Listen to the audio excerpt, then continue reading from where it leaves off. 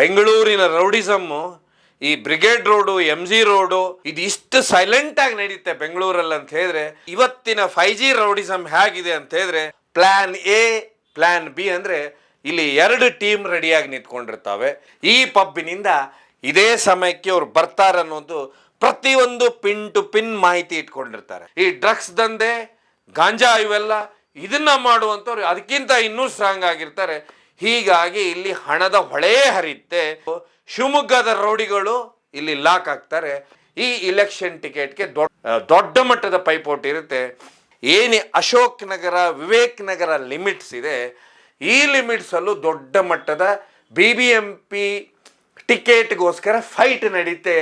ಈ ಫೈಟ್ ಯಾಕೆ ನಡೀತೆ ಅಂತ ಹೇಳಿದ್ರೆ, ಒಂದು ವೇಳೆ MG road, brigade road, church street ಈ ಭಾಗದಲ್ಲಿ ನಮ್ಮ ಹೋಲ್ಡನ್ನ ಇಟ್ಕೊಂಡು ಅಂತ ಹೇಳಿದ್ರೆ, ಮಾನ್ಯ ವೀಕ್ಷಕರೇ, ಅಳಿದುಳಿದವರು ಕಂಡಂತೆ ಸ್ವಾಗತ ಸುಸ್ವಾಗತ. ಬೆಂಗಳೂರನ್ನೇ ಬೆಚ್ಚಿ ಬೀಳಿಸಿದಂತ ಒಂದು ಭೀಕರ ಹತ್ಯೆ ಆದಂಥವ್ರು ಯಾರು ಅಂತ ಹೇಳಿದ್ರೆ ಹೈದರ್ ಅಲಿ ಯಾರು ಅಂತ ಹೇಳಿದ್ರೆ ಆನೆಪಾಳ್ಯದ ನಿವಾಸಿ. ಹತ್ಯೆ ಯಾವ ರೀತಿ ಮಾಡ್ತಾರಂತ ಹೇಳಿದ್ರೆ, ಮುಖ ಮೂತಿ ಎಲ್ಲಿ ಬೇಕಂದ್ರಲ್ಲಿ ಭೀಕರವಾಗಿ ಮಚ್ಚು ಲಾಂಗ್ನಿಂದ ದಾಳಿ ಮಾಡ್ತಾರೆ. ದಾಳಿ ಮಾಡಿದಂಥ ವ್ಯಕ್ತಿ ಈಗ ಪೊಲೀಸರು ಬಂಧಿಸಿದ್ದಾರೆ, ನಯ್ಯಾಜ್ ಪಾಷಾ ಅಂತ. ಹಾಗಾದ್ರೆ ಈ ಹತ್ಯೆ ಯಾಕಾಗುತ್ತೆ?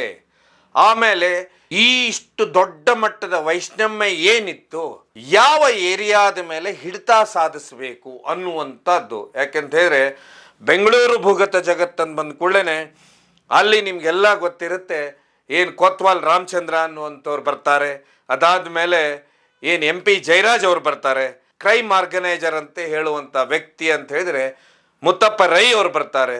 ಅದಾದ ಮೇಲೇನು ಈ ರೀತಿಯ ರೌಡಿಸಮ್ ಇವತ್ತು ಇದೆನಾ ಬೆಂಗಳೂರಲ್ಲಿ? ಇದು ಸದ್ದಿಲ್ಲದೆ ನಡೀತಾ ಇದೆನಾ? ಇದು ಯಾವ ಭಾಗದಲ್ಲಿ ಇಷ್ಟೊಂದು ದೊಡ್ಡ ಮಟ್ಟದಲ್ಲಿ ಸಕ್ರಿಯವಾಗಿದೆ ಅನ್ನುವಂಥದ್ದು ಎಲ್ಲರ ಪ್ರಶ್ನೆ ಆಗಿರುತ್ತೆ. ಇದು ಸದ್ದಿಲ್ಲದೆ ನಡೆಯುವಂಥದ್ದು. ಹಾಗಾದ್ರೆ ಇದು ಯಾವ ಜಾಗವನ್ನ ಹಿಡಿಬೇಕು ನಾವು, ಎಲ್ಲಿ ನಮ್ಮ ಆಳ್ವಿಕೆಯನ್ನ ಮಾಡ್ಬೇಕು ರೌಡಿಸಮ್ನಲ್ಲಿ ಅಂತ ಹೇಳಿದ್ರೆ, ನೀವು ಸುತ್ತು ಬೆಂಗಳೂರು ಒಂದ್ಸರಿ ಕಣ್ಣಾಡಿಸಿದ ಕೂಡಲೇ ನಿಮ್ಗೆ ಬರುತ್ತೆ, ವಿಜಯನಗರ ಬರುತ್ತೆ, ಜಯನಗರ ಬರುತ್ತೆ, ಮಾಗಡಿ ರಸ್ತೆ ಬರುತ್ತೆ, ನೆಲಮಂಗಲ ರಸ್ತೆ ಬರುತ್ತೆ, ಎಲೆಕ್ಟ್ರಾನಿಕ್ ಸಿಟಿ ಬರುತ್ತೆ. ಹೌದು, ಇಲ್ಲೇನಾದ್ರೂ ರೌಡಿಸಮ್ ಮಾಡಿದ್ರೆ ಏನಾದ್ರೂ ಉಪಯೋಗ ಇದೆನಾ, ಅಥವಾ ಯಾವ್ದಾದ್ರು ದೊಡ್ಡ ಮಟ್ಟದ ಲಾಭ ಇದೆನಾ, ಅಥವಾ ಅವರವರ ವೈಷಮ್ಯದಿಂದ ರೌಡಿಸ್ಗಳಾಗ್ತಾರೆ ಅನ್ನುವಂಥದ್ದು ಒಂದಾದ್ರೆ, ಈ ಶಿವಾಜಿನಗರದ ಭೂಗತ ಜಗತ್ತಿದೆಯಲ್ಲ, ಈ ಭೂಗತ ಜಗತ್ತು ಮೊದಲಿಂತ್ರ ಹಿಡ್ಕೊಂಡು ಬಂದಿರೋದಂತ ಹೇಳಿದ್ರೆ brigade road, MG road, church street, ಹಾಗೆ ಇಂದಿರಾನಗರ. ಯಾಕಪ್ಪ ಇಲ್ಲಿ ಏನು ಅಂತದಿದೆ ಅಂತ ಹೇಳಿದ್ರೆ, ನಿಮ್ಗೆಲ್ಲ ಗೊತ್ತು, ಇಡೀ ಭಾರತದ ಯುವ ಸಮೂಹ ಏನಿದೆ ಅಂತ ಹೇಳಿದ್ರೆ ದಾಂಗುಡಿ ಇಡುವುದೇ ಈ ಬ್ರಿಗೇಡ್ ರಸ್ತೆ, MG ರಸ್ತೆ ಮತ್ತೆ ಇಂದಿರಾನಗರ ಚರ್ಚ್ ಸ್ಟ್ರೀಟ್ ಏರಿಯಾಗೆ.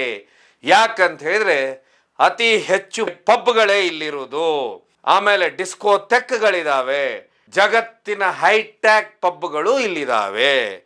ಇನ್ನೊಂದು ವರ್ಗನ ಮನ ತಣಿಸುವಂಥದ್ದು ಅಂತ ಹೇಳಿದ್ರೆ ಮಸಾಜ್ ಪಾರ್ಲರ್ಗಳ ಒಂದು ಕಡೆ ಆದ್ರೆ, ಇನ್ನೊಂದು ಕಡೆ ಡ್ರಗ್ಸಿನ ದೊಡ್ಡ ಮಟ್ಟದ ತಗೊಳ್ಳುವಂಥ ಮಾರುವಂಥ ಜಾಲಗಳು, ಗಾಂಜಾದ ಬಿಸ್ನೆಸ್ಗಳು ಇವೆಲ್ಲ ಇರುವುದಂತ ಹೇಳಿದ್ರೆ ಇದೇ ಭಾಗದಲ್ಲಿ. ಯಾಕಂತ ಹೇಳಿದ್ರೆ ಬೆಂಗಳೂರಿನ ಬೇರೆ ಬೇರೆ ಭಾಗಕ್ಕೆ ಹೋದ್ರೆ ಈ ರೀತಿ ಕಸ್ಟಮರ್ ಬೇಕಲ್ಲ, ಗ್ರಾಹಕರು ಇಲ್ಲಿ ಎಲ್ಲವೂ ನಡೆಯುತ್ತೆ. ಯಾಕಂತ ಹೇಳಿದ್ರೆ ಈ ಭಾಗದಲ್ಲಿ ಎಲ್ಲ ಸುತ್ತು ಇರುವಂಥವ್ರು ಬೇರೆ ಬೇರೆ ರಾಜ್ಯದವರು, ಒಬ್ರನ್ನೊಬ್ರು ಅಬ್ಸರ್ವ್ ಮಾಡೋದಿಲ್ಲ, ಯಾರ ಬಗ್ಗೆನೂ ತಲೆ ಕೆಡಿಸ್ಕೊಳ್ಳೋದಿಲ್ಲ, ಯಾವ ವ್ಯವಹಾರ ಹೇಗೆ ನಡೀತಾವಂತೂ ಗೊತ್ತಾಗುವುದಿಲ್ಲ. ಇಲ್ಲಿ ಕತ್ತಲು ರಾತ್ರಿಯ ವಾರ ಸಿಕ್ಕಾಪಟ್ಟೆ ನಡೆದು ಹೋಗುತ್ತೆ. ಯಾಕಂತ ಹೇಳಿದ್ರೆ ಬೇರೆ ಏರಿಯಾ ಆಗಿಬಿಟ್ರೆ ಅದು ವಿಜಯನಗರನೋ ಜಯನಗರನೋ ಈ ರೀತಿ ಬೇರೆ ಬೇರೆ ಮಾಗಡಿ ರಸ್ತೆನೋ, ಇಲ್ಲಿ ಬೇರೆ ಬೇರೆ ಜನ ಅಲ್ಲಿ ಲೋಕಲೈಟ್ಸ್ ಇರ್ತಾರೆ, ಸ್ಥಳೀಯರು ಇರ್ತಾರೆ, ಇವ್ರು ಏನು ನಡೀತೆ ಏನಿಲ್ಲ ಅನ್ನುವಂಥದ್ರ ಮೇಲೆ ಕಣ್ಣಿಟ್ಟಿರ್ತಾರೆ. ಆದರೆ ಈ ಭಾಗದಲ್ಲಿ ಯಾವತ್ತೂ ಎಲ್ಲ ಹೊರಗಿನವರೇ ಬರೋದು, ಹೊರಗಿನ ಏಜೆಂಟ್ ಇರುವುದು. ಈ ಉದ್ಯಮಗಳು ತುಂಬ ಸರಳ ಮತ್ತು ಸುಲಲಿತವಾಗಿ ನಡೀತಾವೆ. ಹೀಗಾಗಿ ಇಲ್ಲಿ ಮೊದಲಿನಿಂತ್ರನೂ ಏನು ಈ ಶಿವಾಜಿನಗರ ಮಾಫಿಯಾ ಇದೆ, ಈ ಮಾಫಿಯಾ ಇದ್ರ ಮೇಲೆ ಕಣ್ಣಿಟ್ಟೆ ಕುತ್ಕೊಂಡಿರುತ್ತೆ. ಇದನ್ನ ಯಾವತ್ತಾದರೂ ನಾವು ನಮ್ಮ ತೆಕ್ಕೆಯಲ್ಲಿ ಇಟ್ಕೋಬೇಕಂಥೇಳಿ ಇದನ್ನೇನಾಗುತ್ತೆ ಅಂತ ಹೇಳಿದ್ರೆ, ಇದು ಏನಾಗುತ್ತೆ, ಯಾವಾಗ ಶಿವಾಜಿನಗರದ ಮಾಫಿಯಾ ಇರುತ್ತೆ ಇದು ಸ್ವಲ್ಪ ಮುಂದೆ ಹೋಗಿ ಆ ಸೈಡ್ ಶಿಫ್ಟ್ ಆಗಿಬಿಡುತ್ತೆ ಕಾಲಕ್ರಮೇಣ. ಅದು ಯಾವ ಏರಿಯಾ ಅಂತ ಹೇಳಿದ್ರೆ ಆನೆಪಾಳ್ಯ, ಅಸ್ಟಿನ್ ಟೌನು, ವಿವೇಕ್ ನಗರ, ಈಜಿಪುರ, ಆಮೇಲೆ ಈ ಭಾಗಕ್ಕೆ ಶಿಫ್ಟ್ ಆಗುತ್ತೆ. ಇದು ಯಾಕೆ ಶಿಫ್ಟ್ ಆಗುತ್ತೆ ಅಂತ ಹೇಳಿದ್ರೆ, ಒಂದು ಕಡೆ ಕೋರ್ಮಂಗ್ಲಾದಲ್ಲೂ ಅತಿ ಹೆಚ್ಚು ಪಬ್ಗಳಿದೆ, ಆ ಭಾಗನೂ ಮೇಂಟೈನ್ ಮಾಡ್ಬೋದು, MG ರೋಡು ಮಾಡ್ಬೋದು, ಬ್ರಿಗೇಡ್ ರೋಡು ಮಾಡ್ಬೋದು, ಚರ್ಚ್ ಸೀಟು ಮಾಡ್ಬೋದು ಅನ್ನುವಂಥದ್ದು ಒಂದು ಏನಿದೆ. ಇದು ದೊಡ್ಡ ಮಟ್ಟದ ಸುಮಾರು ವರ್ಷಗಳಿಂದ ಇದ್ರ ಬಗ್ಗೆ ದೊಡ್ಡ ಮಟ್ಟದ ಪೈಪೋಟಿ ನಡೀತೆ. ಈ ಪೈಪೋಟಿ ನಡೆಯುವಂಥದ್ದು ಮೊನ್ನೆ ಹತ್ಯೆ ಆದಂಥ ಹೈದರ್ ಅಲಿ ಹಾಗೆ ನಯ್ಯಾಜ್ ಪಾಷಾ ಮಧ್ಯ. ಈ ಇಬ್ರು ಏನಂತ ಹೇಳಿದ್ರೆ, ಇವರಿಬ್ರು ಕಾದಾಡ್ತಿರ್ತಾರೆ. ಇಲ್ಲಿ ಈಗ ಬರುವಂಥದ್ದು ಏನಂತ ಹೇಳಿದ್ರೆ, ಇತ್ತೀಚೆಗೆ ನಿಮಗೆಲ್ಲ ಗೊತ್ತು ಇಲೆಕ್ಷನ್ ಟಿಕೆಟ್ಗೋಸ್ಕರ ಅಂಥೇಳಿ ನಿಮ್ಗೆ ಬರುತ್ತೆ. ಹಾಗಾದ್ರೆ ಯಾವ ಇಲೆಕ್ಷನ್ ಟಿಕೆಟ್ ಅಂದ ಕೂಡಲೇ BBMP ಇಲೆಕ್ಷನ್. ಈ BBMP ಇಲೆಕ್ಷನ್ದು ಮಜಾ ಎಷ್ಟಿರುತ್ತೆ ಅಂತ ಹೇಳಿದ್ರೆ, ಇದು ಒಂದು ವಿಶೇಷವಾಗಿರುತ್ತೆ. ಪ್ರತಿ ಸಾರಿ MLA ಇಲೆಕ್ಷನ್ ಬರಲಿ, MP ಇಲೆಕ್ಷನ್ ಬರಲಿ, ಯಾರು MLAಗೆ ನಿಂತ್ಕೊಳ್ತಾರೆ, ಯಾರು MP ಇಲೆಕ್ಷನ್ ನಿಲ್ತಾರೆ, ಇವ್ರಿಗೊಂದಿರುತ್ತಂತ ಹೇಳಿದ್ರೆ, ಯಾರೇ ಬರಲಿ ಅವ್ರ ಹತ್ರ ಅವ್ರಿಗೆಲ್ಲ ಹೇಳ್ತಾರೆ ಅಂದರೆ, ಈ ಸರಿ BBMP ಇಲೆಕ್ಷನ್ ನಿನಗೆ ಮಾಡಿಸ್ಕೊಡ್ತೇನೆ, ನೀನು ಈ ಸರಿ ನನ್ನನ್ನು ಗೆಲ್ಸು. MP ಇಲೆಕ್ಷನ್ನಲ್ಲೂ ಅದೇ ಡೈಲಾಗ್ ಬರುತ್ತೆ ನಿಂತವ್ರದ್ದು, MLA ಇಲೆಕ್ಷನ್ದಲ್ಲೂ ಅದೇ ಡೈಲಾಗ್ ಬರುತ್ತೆ. ಹೀಗಾಗಿ ಏನಾಗ್ಬಿಡುತ್ತೆ ಅಂದರೆ, ಕೆಲವೊಂದು ಏರಿಯಾದಲ್ಲಿ ಏನು ದೊಡ್ಡ ಮಟ್ಟದಲ್ಲಿ ರೌಡಿಸಮ್ ಮಾಡ್ತಿರ್ತಾರೆ, ಈ ರೌಡಿ ಶೀಟರ್ಸು ಇರ್ಬೋದು, ರೌಡಿಸಮ್ ಮಾಡೋರು ಇವರೆಲ್ಲ ಮುಖ್ಯವಾಹಿನಿ ಬರ್ಲಿಕ್ಕೆ ಶುರು ಆಗ್ತಾರೆ. ಯಾಕಂದರೆ BBMP ಇಲೆಕ್ಷನ್ಗೆ ಒಂದು ನಾವು ನಿಲ್ಬೋದು, ಇಲ್ಲ ನಮ್ಮ ಮನೆಯವ್ರಿಗೆ ಯಾರಿಗಾದ್ರೂ ಕೊಡಿಸ್ಬೋದು ಅಂಥೇಳಿ. ಸುಮಾರು ವರ್ಷಗಳಿಂದ BBMP ಇಲೆಕ್ಷನ್ ಆಗಿಲ್ಲ, ಸುಮಾರು ರೌಡಿಗಳು ಮುಖ್ಯವಾಹಿನಿಗೆ ಬರ್ತಿದ್ದಾರೆ, ಸಮಾಜ ಸೇವಕರಾಗ್ತಿದ್ದಾರೆ. ಯಾಕಂದರೆ ಇಲ್ಲಿ ಏನಂತ ಹೇಳಿದ್ರೆ, ಅವ್ರಿಗೆ ಆಸೆ ಇರೋದಂತ ಹೇಳಿದ್ರೆ, ಒಮ್ಮೆ ನಾನು ಕಾರ್ಪೊರೇಟರ್ ಆಗಬೇಕು ಬೆಂಗಳೂರಿಂದು, ಇಲ್ಲ ನಮ್ಮ ಮನೆಯಲ್ಲಿ ಯಾರಾದರೂ ಆಗಬೇಕು ಅನ್ನೋಂಥದ್ದು. ಇದು ದೊಡ್ಡ ಮಟ್ಟದಲ್ಲಿ ಪೈಪೋಟಿ ಇರುತ್ತೆ. ಅದೇ ರೀತಿಯೇ ಏನು ಅಶೋಕ್ ನಗರ, ವಿವೇಕ್ ನಗರ ಲಿಮಿಟ್ಸ್ ಇದೆ, ಈ ಲಿಮಿಟ್ಸಲ್ಲೂ ದೊಡ್ಡ ಮಟ್ಟದ BBMP ಟಿಕೆಟ್ಗೋಸ್ಕರ ಫೈಟ್ ನಡೀತೆ. ಈ ಫೈಟ್ ಯಾಕೆ ನಡೀತೆ ಅಂತ ಹೇಳಿದ್ರೆ, ಒಂದು ವೇಳೆ MG road, brigade road, church seat ಈ ಭಾಗದಲ್ಲಿ ನಮ್ಮ ಹೋಲ್ಡನ್ನು ಇಟ್ಕೊಂಡು ಅಂತ ಹೇಳಿದ್ರೆ ಬೇಕಾದಷ್ಟು ದೊಡ್ಡ ಮಟ್ಟದಲ್ಲಿ ದುಡ್ಡು ಬರುತ್ತೆ. ಯಾಕಂದರೆ ಬೇರೆ ರೀತಿಯ ಉದ್ಯಮಗಳು ಸಾಕಷ್ಟು ನಡೀತವೆ. ಆಮೇಲೆ ಸರಿ, ಇವರಿಗೆ ಶಿಷ್ಯಂದ್ರು ಅಷ್ಟೇ ಜನ ಇರ್ತಾರೆ. ಯಾಕೆ ಶಿಷ್ಯಂದ್ರು ಇರ್ತಾರೆ ಅಂದರೆ, ಈ ಚರ್ಚ್ ಸೀಟು, ಬ್ರಿಗೇಡ್ ರೋಡಲ್ಲಿ ಏನು ರಸ್ತೆಯಲ್ಲಿ ಕೆಲವೊಂದು ವಸ್ತುಗಳನ್ನು ಮಾರ್ಕೊಂಡು ನಿಲ್ತಾರಲ್ಲ, ಅವ್ರ ಹತ್ರನೂ ಡೈಲಿ ಹಪ್ತಾ ವಸೂಲಿ ಮಾಡಿಬಿಟ್ರು ಅಷ್ಟೇ ದುಡ್ಡಾಗ್ಬಿಡುತ್ತೆ. ಅವ್ರ ಶಿಷ್ಯಂದ್ರು ತುಂಬ ಸ್ಟ್ರಾಂಗ್ ಆಗಿರ್ತಾರೆ. ಇನ್ನು ಪಬ್ಬು, ಬಾರು, ಮಸಾಜ್ ಪಾರ್ಲರ್ಗಳು, ಬೇರೆ ಬೇರೆ ದಂಧೆಗಳನ್ನು ಕಂಟ್ರೋಲ್ ಮಾಡುವಂಥವ್ರು ಇನ್ನೂ ಸ್ಟ್ರಾಂಗ್ ಆಗಿರ್ತಾರೆ. ಈ ಡ್ರಗ್ಸ್ ದಂಧೆ, ಗಾಂಜಾ ಇವೆಲ್ಲ ಇದನ್ನು ಮಾಡುವಂಥವ್ರು ಅದಕ್ಕಿಂತ ಇನ್ನೂ ಸ್ಟ್ರಾಂಗ್ ಆಗಿರ್ತಾರೆ. ಹೀಗಾಗಿ ಇಲ್ಲಿ ಹಣದ ಹೊಳೆ ಹರಿಯುತ್ತೆ. ಹೀಗಾಗಿನೇ ಈ ಇಲೆಕ್ಷನ್ ಟಿಕೆಟ್ಗೆ ದೊಡ್ಡ ಮಟ್ಟದ ಪೈಪೋಟಿ ಇರುತ್ತೆ.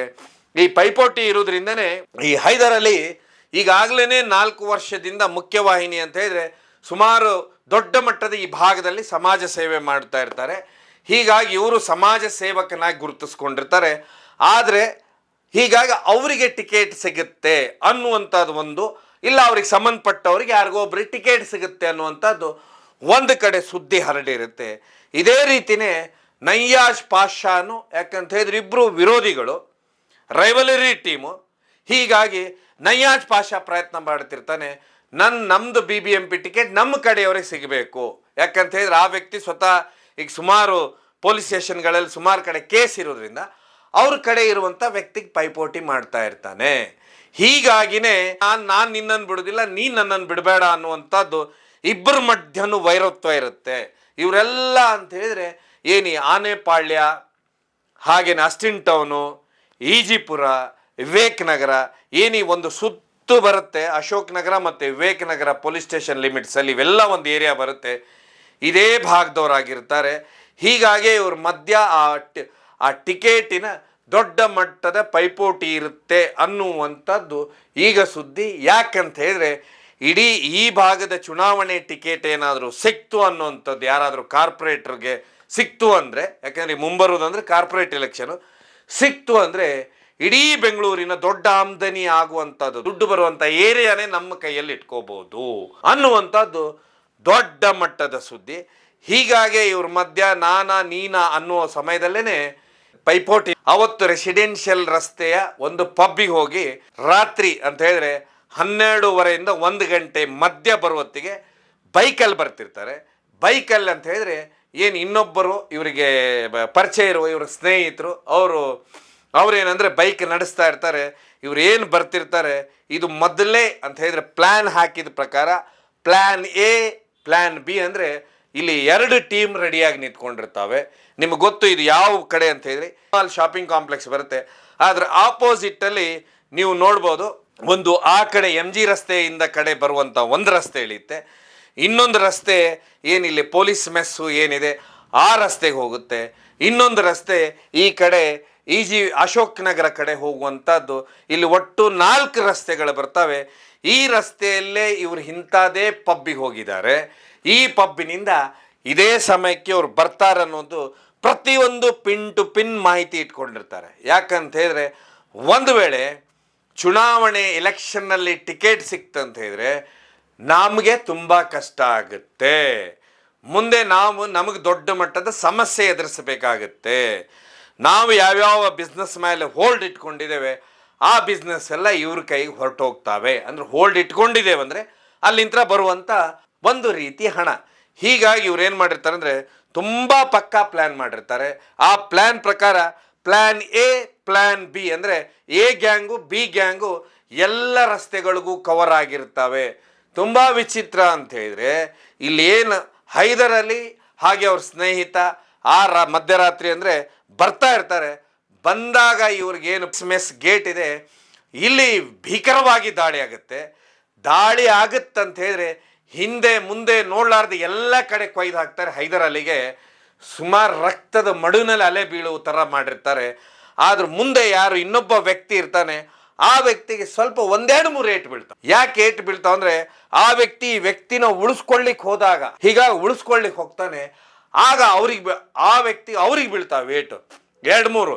ಆದರೆ ಏನು ಹಿಂದೆ ಮುಂದೆ ದಾಳಿ ಮಾಡುವಂಥ ಗ್ಯಾಂಗ್ ಏನಿದೆ ಈ ಗ್ಯಾಂಗು ಆ ವ್ಯಕ್ತಿಗೆ ಏನೂ ಮಾಡೋದಿಲ್ಲ. ಯಾಕೆ ಮಾಡೋದಿಲ್ಲ ಅಂತ ಹೇಳಿದರೆ ಅಲ್ಲಿ ಗೊತ್ತಾಗುತ್ತೆ ಇವರೆಲ್ಲ ಪ್ರೊಫೆಷ್ನಲ್ಸು ಅಂತ ಹೇಳಿದರೆ ಈ ರೀತಿ ಇವರಿಗೆ ಬಡದಾಡಿ ರೂಢ ಇದೆ. ಹೊಸಬ್ರಾದ್ರೆ ಏನು ಮಾಡಿಬಿಡ್ತಾರೆ ಅಂದರೆ ಬೈದಲ್ಲಿ ಎಲ್ಲಿ ಬೇಕಲ್ಲಿ ಇಬ್ಬರನ್ನೂ ಹೊಡೆದಾಕ್ಬಿಡುತ್ತೆ. ಆದರೆ ಇಲ್ಲ ಆ ರೀತಿ ಮಾಡೋದಿಲ್ಲ, ಆ ವ್ಯಕ್ತಿನ ಬಿಡ್ತಾರೆ. ಅವ್ರು ಹೇಳ್ತಾರೆ ನೀನು ಇಲ್ಲಿಂದ ನಡಿಯಪ್ಪ ಫಸ್ಟು ಅಂತ ಹೇಳಿ. ಯಾಕಂದರೆ ಇವ್ರಿಗೆ ಟಾರ್ಗೆಟ್ ಬೇಕಾಗಿದ್ದು ಹೈದರಲ್ಲಿ, ಅವ್ರ ಸ್ನೇಹಿತ ಅಲ್ಲ. ಅದಕ್ಕೆ 2 ಕೇಸನ್ನ ಯಾಕೆ ತಲೆ ಮೇಲೆ ಹಾಕೋಬೇಕು ಅನ್ನುವಂಥದ್ದು. ಇದು ಯಾವತ್ತೂ ಪ್ರೊಫೆಷ್ನಲ್ ರೌಡಿಗಳಿರ್ತಾರೆ, ಇವರೇ ಮಾಡುವಂಥ ಕೆಲಸ ಅನ್ನೋದು ಪೊಲೀಸರಿಗೆ ಕನ್ಫರ್ಮ್ ಆಗಿರುತ್ತೆ. ಈಗ ಏನು ಬಂಧಿತರಾಗಿದ್ದಾರೆ ಇದರಲ್ಲಿ ಸುಮಾರು ಶಿವಮೊಗ್ಗದ ರೌಡಿಗಳು ಇಲ್ಲಿ ಲಾಕ್ ಆಗ್ತಾರೆ, ಆಮೇಲೆ ಇಲ್ಲಿ ಸ್ಥಳೀಯ ರೌಡಿಗಳು ಲಾಕ್ ಆಗ್ತಾರೆ. ಇಲ್ಲಿ ಏವನ್ನಾಗಿರೋದಂದರೆ ನಯಾಜ್ ಪಾಷಾ ಅಂತ ಹೇಳಿದ್ರೆ ಏನು ಅದೇ ಸೇಮ್ ರೈವಲರಿ ಗ್ರೂಪ್ ಹೈದರಲ್ಲಿ ಮತ್ತು ನಯಾಜ್ ಪಾಷಾ ಇವರಿಬ್ಬರ ಮಧ್ಯಾಹ್ನ ವೈಷಮ್ಯ ಇರುತ್ತೆ. ಯಾವಾಗ BBMP ಇಲೆಕ್ಷನು ಟಿಕೆಟ್ ಅನ್ನೋದು ಮುನ್ನೆಲೆಗೆ ಬರುತ್ತೆ ಈ ವೈಷಮ್ಯ ಹಕ್ಕು ಸಾಧಿಸೋದಕ್ಕೋಸ್ಕರ ಮೇಲೆ ಬರುತ್ತೆ. ಮೇಲೆ ಬಂದಾಗಲೇ ಬೆಂಗಳೂರಿನ ರೌಡಿಸಮ್ಮು ಈ ಬ್ರಿಗೇಡ್ ರೋಡು MG ರೋಡು ಹಾಗೇನೆ ಚರ್ಚ್ ಸೀಟಿನ ರೌಡಿಸಮ್ ಇದೆಯಲ್ಲ ಇದು ಇಷ್ಟು ಸೈಲೆಂಟಾಗಿ ನಡೆಯುತ್ತೆ ಬೆಂಗಳೂರಲ್ಲಿ ಅಂತ ಹೇಳಿದ್ರೆ. ಯಾಕಂದರೆ ಹಿಂದಿನ ರೌಡಿಗಳಿದ್ರು, ಅವರು ಪೈಲ್ವಾನ್ರಾಗಿದ್ದರು, ಅವ್ರವ್ರದಕ್ಕೋಸ್ಕರನೇ ಅವ್ರವ್ರು ಹೊಡೆದಾಡ್ಕೊಂಡ್ರು. ಆದರೆ ಇವತ್ತಿನ 5G ರೌಡಿಸಮ್ ಹೇಗಿದೆ ಅಂತ ಹೇಳಿದ್ರೆ ಎಲ್ಲಿ ದುಡ್ಡಿದೆ ಅಲ್ಲಿ ರೌಡಿಸಮ್ ಇದೆ. ಆ ರೌಡಿಸಮ್ ಎಷ್ಟು ತುಂಬ ಸೈಲೆಂಟ್ ಆಗಿದೆ, ಅದು ತನ್ನ ಪಾಡಿಗೆ ತನ್ನ ದೊಡ್ಡ ಮಟ್ಟದ ಮಾಫಿಯಾ ಕಟ್ಕೊಂಡಿದೆ. ಬೆಂಗಳೂರಿನ ಭೂಗತ ಜಗತ್ತು ಮುಗಿದಿದೆ ಅನ್ನೋದಕ್ಕೆ ಮುಗಿದಿಲ್ಲ, ಅದೆಲ್ಲೋ ಒಂದು ಕಡೆ 5G ಲೆವೆಲಲ್ಲಿ ನಡೀತಾ ಇದೆ ಅನ್ನೋದಕ್ಕೆ ಇದು ಒಂದು ಸಾಕ್ಷಿ ಅಂತ ಹೇಳ್ತಾ ಈ ಕಾರ್ಯಕ್ರಮ ಮುಗಿಸುವ. ಮುಂದೆ ಇದು ಯಾಕೆ ಹತ್ಯೆ ಆಯಿತು ಏನಾಯ್ತು ಅಂಥೇಳಿ ಪೊಲೀಸ್ ತನಿಖೆಯಿಂದ ಗೊತ್ತಾಗಬೇಕು. ಏನು ಪೊಲೀಸ್ ತನಿಖೆಯಿಂದ ಏನಾಗುತ್ತೆ ಅನ್ನುವಂಥದ್ದು ಕಾದು ನೋಡುವ. ಕಾರ್ಯಕ್ರಮ ನೋಡಿದ್ದಕ್ಕೆ ಧನ್ಯವಾದ. ಇದು ಕೇವಲ ಜನಜಾಗೃತಿಗೋಸ್ಕರ.